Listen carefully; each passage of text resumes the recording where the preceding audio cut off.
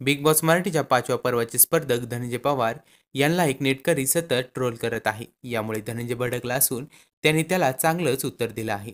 सचिन जावळे असं त्या नेटकऱ्याचं नाव आहे. त्यांनी धनंजयच्या एका पोस्टवर प्रतिक्रिया देत लिहिलं आहे की यांच्या डोक्यातला बिग बॉसचा किडा यांना एक दिवस भिकेला लावेल, कारण ताटामध्ये चांगला नसून सुद्धा त्यांचा अपमान करतोय आणि याला बिग बॉस आठवतोय. तसंच दुसऱ्या पोस्टवर सचिन जावळेंनी लिहिलंय, सगळं गर्दा नाटककार झाला आहे. सर्वसामान्यांची फसवणूक करून आपला व्यवसाय म्हणजे फर्निचरचं दुकान चालवण्यासाठी लोकांनी यांचे फर्निचर विकत घ्यावे, म्हणजे नाटक पाहायला भेटेल.